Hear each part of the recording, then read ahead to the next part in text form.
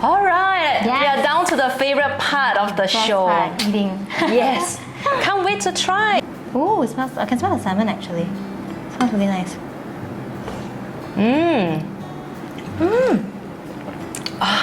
It's very sweet. Very nice with salmon. I mean, I had this soup in my confinement, but I don't remember it tasting like this because the salmon really changes the taste.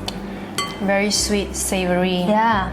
You get a kind of milky texture because we added boiling water to the pan-seared fish. I'll definitely remember that. And also a bit of greyish color because of the black beans as well. When you cook black beans, you do get stuff like that. Searing the salmon really makes the salmon so like savory. Yes. Very nice. And Umami. not fishy. Yeah, umami is the good. Yes, umami is the word. I want to try this dish of Yes, yours. we're gonna dig in. I hope you like it. It's so good. Soft, sweet. I hope it's legit. It is. Yeah. It reminds me of like those juggles that I use at home as well. Then you can add in prawns, meat, even vermicelli, Yeah. tanghun. Oh, Yeah. tanghun and this would be really good. So guys, while Lisa was cooking just now, she was like such a pro, explaining each details and all. Tell us, how did this idea of the Lisa Fits come out? I think it started picking up more on CB last year, also because like everyone was like cooped up at home, right? And I think that's when like my views on Instagram started going up because everyone just wanted to cook things. But it started like for me, it started like more like 2 years ago, but that was when I was still like doing YouTube. I actually started mukbang. You know what's mukbang, right? The Korean. Yeah. Like when you eat like huge massive Oh, you started with that. mukbang and then like doing like talking. But then because I myself I like to cook, so then especially being married, right, when you move out, my love for cooking grew because like you're no longer living with your mom, and then like what I want to eat, because I love to eat, right? So then what I want to eat, I will cook. Right, so then that's how it started, and so I really felt this passion to like help other fellow like people, The young millennials, the younger generation. Exactly. It was just my desire to kind of like help impart recipes, I guess. We don't really have so much time, and you want to cook things that are fast, like one pot, like a noodle stir fry, but there's still protein and everything, and then like gautim, right? Yes, and then one dish. your family is like settled, right? But it's been good. I really enjoy it. I think I'm very blessed to get this opportunity even to like collaborate with other brands like Madam Padam, and to do film like recipe work for like clients, that kind of thing. Like that makes me happy. Yeah. Just talented. I tune into her IG and look for inspiration on quick, easy meals. I'm so glad. Yeah. And for some who don't know, we have talked about Bong Bong. Bong Bong is her newborn baby. Some people are gonna think it's a dog. Like, what's Bong Bong? Yeah. So I just gave birth. He's 4 months now. So 4 months ago. His name is Evan. He's 4 months. He is the cutest thing, but I might be a bit biased, because I'm the mom. But yeah, his nickname is Bong Bong. That's why. But yeah, being a first-time mom is like, Yan's got 2, and you've already been past that stage, right? But for me, it's like, it's so new and it's challenging. So how has it been? Well, 4 months for you. It's been, I wouldn't say it's been the hardest. I'm very blessed. I think I still have so much to be thankful for. But of course, like dealing with a baby like on your own, because we don't really have extra help. My mom maybe comes in like twice a week, so I'm so thankful for that. But apart from that, like you're really on your own, at home with the baby. So as much as the bonding is amazing, but of course there are hard times, right? Yeah, like now 4 months is when they have this leap, right? And they grow spurt, and it's just like, sleep regression, everything just throw in one potion, and it's a terrible potion. Yeah. And it's great that Lisa has a supportive husband. Yes, guys, get a supportive husband. I highly recommend it. Speaking of breastfeeding, like with this 4-month leave, breastfeeding has helped so much. Like literally 99% of the time when he cries, it's just like pop him on. Yeah, just comfort. Solves the problem. Exactly. It's much easier. You don't need to wash, sterilize. Oh my goodness. You can just co-sleep with your baby and nurse him and comfort him. Yeah. It helps. It really does. And like it's so convenient. I feel like it's a God-made thing, right? It's so convenient. Like I for one am one of those moms that hate pumping. I really, really don't like it. Like just to remember what time to pump, and then like you gotta remember to wash it. And sometimes, you're about to explode, and then you realize you haven't washed your pump. It's just the worst. Yeah, but breastfeeding is just easy.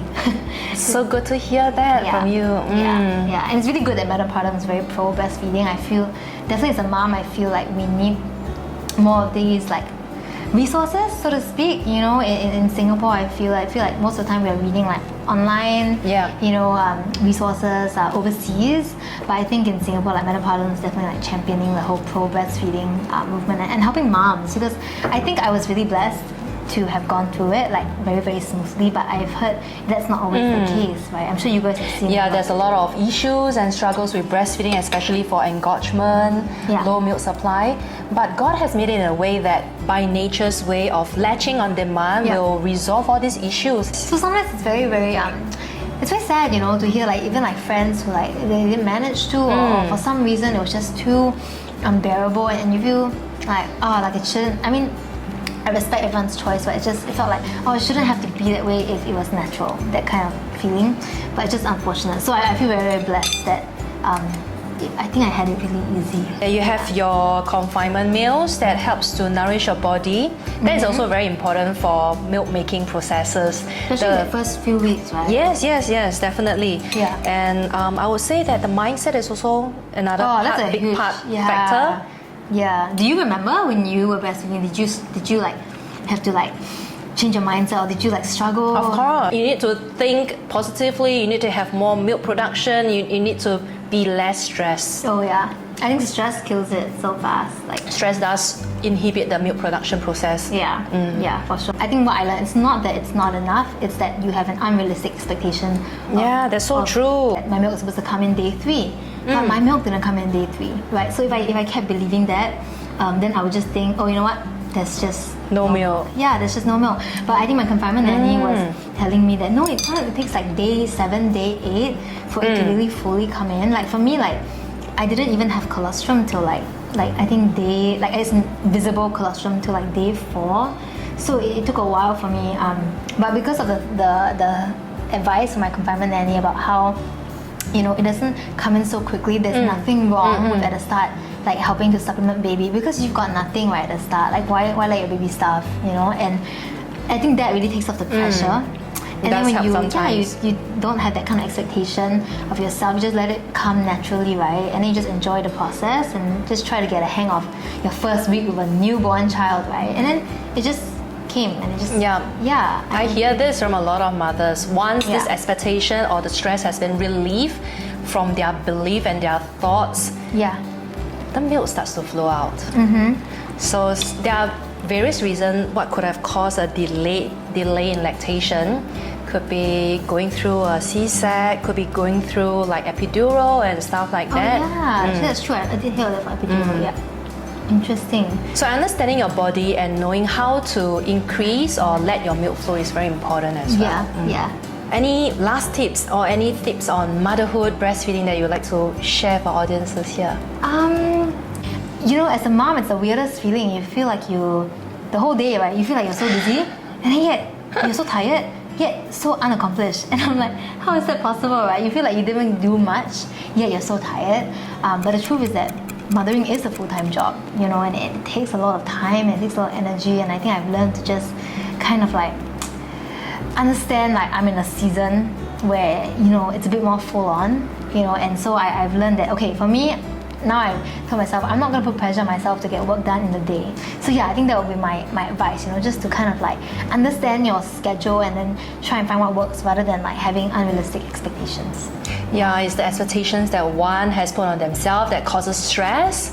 And also prioritize. And I hear that it's working good for you, that during the daytime you care more for bonbon, and the nighttime is where you get really productive and that 2 solid hours rather than bits and pieces. Yeah, and I think it's the worst when you feel like you are doing everything but not excelling in anything. You know, you feel like you're being your kid, but you're not really being your kid.